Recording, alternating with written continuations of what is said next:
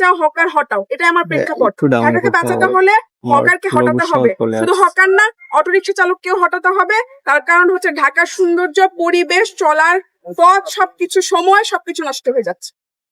অসংখ্য মানুষ অটোরিকশা এবং হকারি করে তাদের পরিবার পরিজনে, তাদের মূল পেশা ছিল কৃষি, তারা এখানে মাইগ্রেট হয়েছে, তাদেরকে তাদের পেশার সাথে ফিরে আনেন। সরকারকে বলেন যেন তাদেরকে সেখানে পুনর্বাসন করে আবার, এবং সরকারকে বলেন যেন এই সমস্ত হকারের জন্য, যেহেতু এদেরকে কাজ করতে মন চায় না, এদের হচ্ছে কাজ করতে মন চায় না দেখে গ্রাম থেকে সেখানে হকারি করতেছে, ওরা যেভাবে করে করলে কাজটা করবে কি সেটা করবে, সেভাবে তাদেরকে সুযোগ করে দেয় যেন। অর্থাৎ আমি বোঝাতে চাচ্ছি, আমাদের কৃষি যান্ত্রিকায়ন হয়নি, কৃষিকে যেন যান্ত্রিকায়নের ব্যবস্থা করে দেয়, সরকার যেন তাদেরকে সহজ লোন দিয়ে দেয়, এবং যে সমস্ত কৃষক কার্ড বলে সরকার গলা ফাটিয়ে ফেলছে, সে সমস্ত কয়েকটা কৃষক কার্ড ওদের হাতেও ধরে দেয়। এই যে রাস্তায় দাগ কেটে কেটে যে ভাগ করে দেওয়া হলো, এই বিষয়টা কি বলবেন? রাস্তায় গাড়ি চলবে নাকি হকার বসবে? রাস্তার তিনটা মানে একটা 1 লেন রাস্তা, মানে 2 লেন রাস্তার কথা আমি বলছি না। 1 লেন রাস্তার যদি 3 ভাগ হকারের থাকে, 1 ভাগ গাড়ির থাকে, তাহলে পথচারী কোন দিকে চলবে? আর 2 লেন রাস্তার মধ্যে দুই পাশে যে ফুটপাত থাকে, ফুটপাত তো সব নাই, ফুটপাত তো থাকে হচ্ছে আপনার 4 ফুট, 3.5 ফুট, ম্যাক্সিমাম 4 ফুট থাকে। তার মধ্যে এতটুকু জায়গা থাকে পথচারীর জন্য, যে এতটুকু মানে আধা ফুট, ওই সেই আধা ফুটের মধ্যে হকার দাঁড়ায় থাকে নিজে, আর ওর ঠাট্টা রেখে দেয় হচ্ছে বাকি 3.5 ফুটের মধ্যে। তাহলে পথচারী কোন দিক দিয়ে চলবে? গতকালকে এবং পরশুদিন আপনারা আমার যদি ফেসবুক ওয়ালে যান তাহলে দেখবেন, একজন প্রতিবন্ধী, সে পারলো না রাস্তা দিয়ে, সে ওই ফুটপাত দিয়ে চলতে পারলো না। তার কারণ কি? তার কারণ হচ্ছে হকার তাকে রাস্তা থেকে, মানে ফুটপাত থেকে রাস্তায় নামিয়ে দিচ্ছে, সে পড়ে গেল। আমার ব্যানারটা হালকা একটু না মানিয়েছে। আচ্ছা আপু, আরেকটা আমার একজনই হুমকি দিয়েছে, পাশে দাঁড়িয়ে ছিল, পাশে দাঁড়িয়ে হুমকি দিয়ে গেছে, অনেক বড়। এই বিষয়টা বলে মানে ঘটনাটা কি হয়েছে? ঘটনাটা এরকম যে সেদিন হচ্ছে পরশুদিনের কথা বলছি, সেদিন হচ্ছে আমি তো একাই আসা যাওয়া করি, আমার তো আসলে কোনো দল নাই বল নাই, আমি ওয়ান ম্যান আর্মি, আমি একাই আসি। তো সেদিন নিয়মিত আমি রিক্সা থেকে নেমেছি, তো একটা ছেলে খুব হাসি মুখে আসলো, এসে পরিচয় দিয়ে বললো যে আপু আপনার জন্য অনেকক্ষণ ধরে অপেক্ষা করছি। তারপর সে বললো যে সে এনসিপি থেকে এসেছে, এবং সে জানালো যে সে একত্রতা প্রকাশ করার জন্য এসেছে, এবং আরেকটা ছেলের কথা বললো যে সেও এসেছে এখানে, ওই যে ওই পাশে আছে এনসিপি, সে কোনো একজন এনসিপির নেতা, এবং আমি তার নামটা মনে করতে পারছি না, পদকটা আমার মনে আসছে না। তারপরে তার কাছে হাসি মুখে কথা বললাম, কারণ একজন প্রোটেস্টে শরিক হতে এসেছে।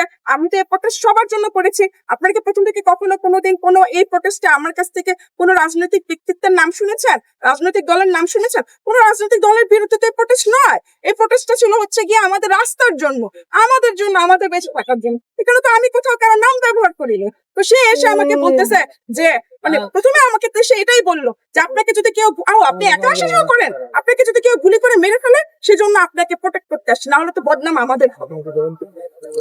অর্থাৎ সে আমাকে ইনডিরেক্টলি বুঝালো যে তোমাকে হুমকি দিচ্ছে। তা আমি তাকে দূরে যাইতে দিই না, আমার পাশে দাঁড় করে রেখেছিলাম, কারণ শত্রুকে দূরে রাখতে হয় না, শত্রুকে সবসময় নজরে রাখতে হয়, কাছে রাখতে। তো পাশে দাঁড় করে আমার এই প্লেকার তার হাতে ধরিয়ে দিয়ে রেখে দিয়েছিল। আপনারা যদি দেখেন তাহলে দেখতে পাবেন ছেলেটার এখানে একটা বোন ছিল। আচ্ছা আপা, সরকার এই জন্যই তো বলেছি কোন রাজনৈতিক দল না, আমি এবার মেয়রে জিততে এবং দাঁড়াবো এবং জিত।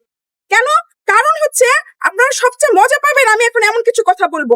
বিগত সরকারের আমলে শুনেন, আমরা একটা এমপি পাইছিলাম, যদি আপনি মনে করে দেখেন, এমপির মুখ দিয়ে সাউন্ড বের হয় না, সাইলেন্ট এমপি পাইছিলাম। আমাদের পুরান ঢাকার মানুষের কথা যেন মানুষের কাছে না পৌঁছায়, এটার জন্য একদম সাইলেন্ট একটা এমপি দিছিল আমাদের। তারপরে আরেকটা দিলে শুধু কথা বলতে পারেন, ওই একই জিনিসের বাই প্রোডাক্ট। আপনারাই ভোট দিয়ে জয় করছিলেন? না, ওটাকে তো আমি ভোট দেই। তাহলে উনি কি ভোট ডাকাতি করে দিয়েছে? আমি ভোট দিই না, অন্যরা ভোট দিছে, আমি ভোট দেই না। কারণ যে কথা বলতে জানে না ওকে আমি কেন ভোট দিব? আপনি বলেন, যে কথা বলতে জানে না ওকে আমি কেন ভোট দিব? আমার জন্য তাহলে কথা বলবে কি? আমি ভোটই দিতে যাই না, কারণ আমি নিজে ভোটের ডিউটিতে ছিলাম। তো এখন হচ্ছে যেটা হলো যে, মানে পুরো একটা পুরো টার্মই কিন্তু এই যে এই সাইলেন্সার আমরা পেয়েছি, আমাদের কোনো জিনিস মানুষের কাছে পৌঁছায় নাই। তারপরে সময় যে 2 বছর, ওটা তো আপনারা দেখতেই পেয়েছেন কি অবস্থা, ঢাকার যে কি দশা হয়েছে, আর সেটা আরো তীব্র আকার ধারণ করেছে গত কয়েকদিন। এমন অবস্থা যে পা ফেলার জায়গা নাই, মেন রাস্তাটুকু এখন আবার ডাক কেটে দিয়ে দিচ্ছে। তো পুরাতন ঢাকার আমরা তো খুব সহজ সরল মানুষ।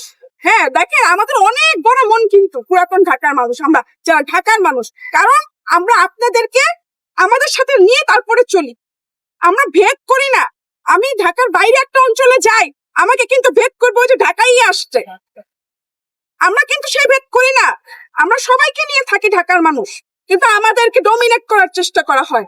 এখন আমাদের কথা যেন মানুষের কাছে না পৌঁছানো যায়, দীর্ঘদিন যাবতীয় রাজনৈতিক দলের এইগুলো করে যাচ্ছে।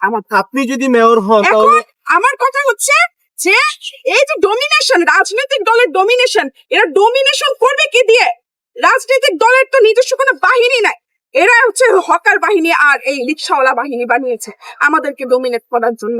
আর এখন বাহিনী অনেক বড় হয়ে গেছে, এর জন্য আমরা হাঁটতে পারি না রাস্তা দিয়ে।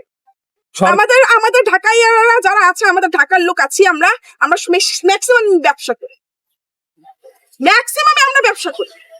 ইমামগঞ্জ যান, পাটুয়াটুলি যান, বংশাল যান, হ্যাঁ নয়াবাজার যান, সবখানে আমরা ব্যবসা করে খাই।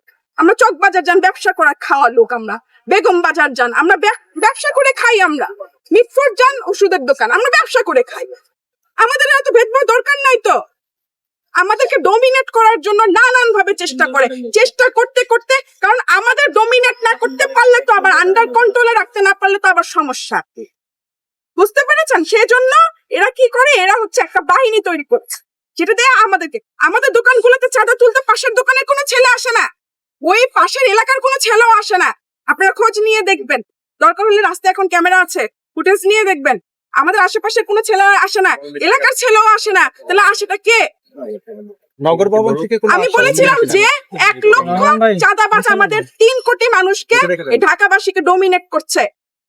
1 লক্ষ চাঁদাবাজ, এটা একটা বাহিনী যেটা পালে সরকার, যখন যে আসে সে পাল। বলি আমি সিটি কর্পোরেশনকে নোটিশ পাঠাতে চেয়েছিলাম, এই কথাটা আমার কোথাও বলা হয় নাই। এই যে এখানে নামার আগে, এই সাদা দাগ নিয়ে নামার আগে আমি নোটিশ পাঠাতে চেয়েছিলাম। আমি এক হচ্ছে লয়ারকে বলেছি, আমি তো জানি না যে কি বিষয়, লয়ারকে বলেছি, বলে কি না না আপা আমি তো এটা করতে পারবো না। বলি কি কেন পারবেন না, আপনারা তো এটাই কাজ করে খান। না না এটা বিএনপির বিরুদ্ধে যায়, আমি বিএনপি পন্থী। আপনি অমুকের কাছে যান, ও নিতে পারে।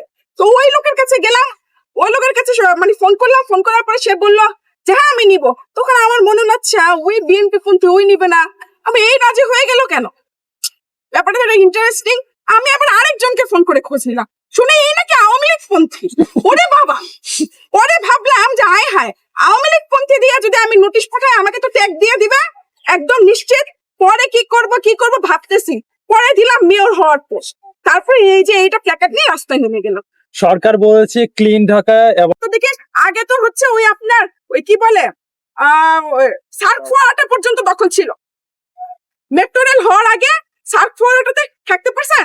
মাঝখানে তো দেখছিলাম সার্ক ফোয়ারার ভেতরে একটা গর্ত আছে, যেটা তো জীবনে আমি নিজে ওটার করতে গেছিলাম, শুট করতে গেছিলাম। ওর ভিতরে একটা গর্ত আছে, যেটার ভিতরেও মানুষ থাকে। মানে এমন একটা খারাপ পরিস্থিতি আমাদেরকে তৈরি করছে প্রতিটা সরকার, কোন সরকার বাদ না কিন্তু। আর এই সরকার তো সবার ঊর্ধ্বে চলে গেছে, না হলে তো আমার রাস্তায় প্ল্যাকার্ড নিয়ে ঘর সংসার ছেড়ে না, আমার কথা না। বাচ্চাদের রেখে আসছি, আমার বাচ্চারা অনেক ছোট ছোট, একটা বাচ্চা 2 বছর, একটা বাচ্চা 4 বছর, অনেক ছোট ছোট বেবি আমার। ওদেরকে রেখে বের হয়েছি, কারণ আর সইতে পারিনি। শহর লেভেলের বাইরে চলে গেছে, 3 ভাগ রাস্তায় হকার থাকবে, আমার জন্য কোনো রাস্তা নাই, আর 1 ভাগ হচ্ছে গাড়ি। এটা মানা যায় বলেন? যখন প্রতিরোধ করলাম 3 দিন ধরে, আজকে কেন আমি নগর ভবনে আসছি, যখন 3 দিন ধরে প্রতিরোধ করলাম, আজকে গতকালকে শুনি যে এখন নাকি ওই আপনার অটোরিক্সাকেও লাইসেন্স দিয়ে দিচ্ছে। যে এটার ফিটনেস নাই, যে ভেহিকলসের, সেটা কিভাবে লাইসেন্স পায় মূল সড়কে চলার? বলেন তো দেখি, আমাদের জীবনটা কতটা ঝুঁকিতে আছে। সে তো নিজের রেগুলেশন করতে পারে না, রেগুলেট করার ক্ষমতা নাই। আপনি যদি মেয়র হতে